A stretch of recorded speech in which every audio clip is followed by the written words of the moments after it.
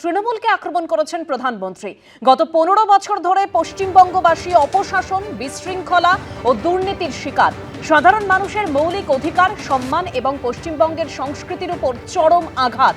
পশ্চিমবঙ্গবাসীর দুঃখ ও বেদনা দেখলে আমার মন ব্যথিত ও ভারাক্রান্ত হয়।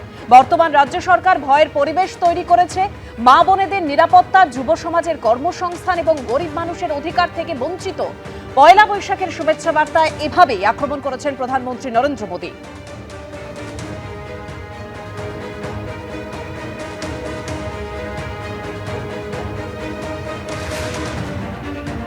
প্রধানমন্ত্রীর পাশাপাশি কেন্দ্রীয় স্বরাষ্ট্রমন্ত্রী অমিত শাহ পশ্চিমবঙ্গের মানুষকে নববর্ষের শুভেচ্ছা জানিয়েছেন। তিনিও শুভেচ্ছা বার্তায় তিনি লিখেছেন, পশ্চিমবঙ্গের সকল ভাই বোনদের জানাই আন্তরিক শুভেচ্ছা ও ভালোবাসা। সংস্কৃতি, ঐতিহ্য, সাহিত্য এবং বীর বিপ্লবীদের গৌরবে ভরা এই পশ্চিমবঙ্গ। নতুন বছরে আসুক উন্নয়ন, সুশাসন এবং সকলের কল্যাণের এক নতুন অধ্যায়। রাজ্যের সকল মানুষের উজ্জ্বল এবং সমৃদ্ধ ভবিষ্যৎ কামনা করছি, সোশ্যাল মিডিয়ায় পোস্ট করেছেন অমিত শাহ।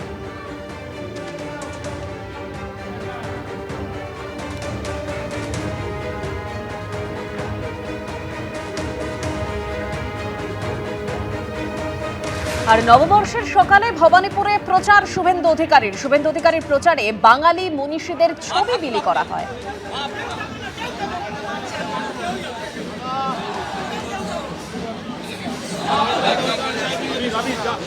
নববর্ষের সকালে ভবানীপুরে প্রচার করেন শুভেন্দু অধিকারী এবং সেখানে মনীষীদের ছবি বিলি করেন শুভেন্দু অধিকারী। দেখছেন সেই ছবি, বাঙালি মনীষীদের ছবি বিলি করছেন শুভেন্দু অধিকারী প্রচারে বেরিয়ে ভবানীপুরে।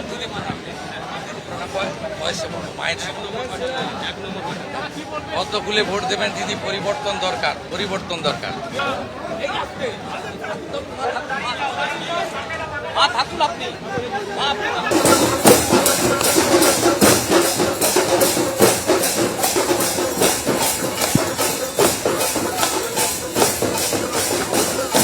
নববর্ষের সকালেই আম্বেদকর কলোনির সামনে থেকে পদযাত্রা শুরু করেছেন শুভেন্দু অধিকারী এবং তার সাথে সাথে আমরা দেখছি যে সাধারণ মানুষের সঙ্গে তিনি কিন্তু দেখা করছেন।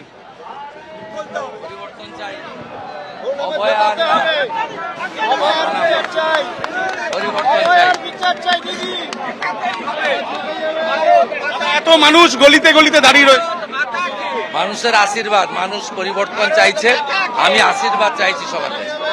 আমি বললাম 15 বছর চোরেরা চালালো, 35 বছর বাম চালিয়েছে, 5 বছর রামকে দিয়ে দেখুন, 5 বছর রামকে দিয়ে দেখুন, ভালো হবে, ভালো হবে।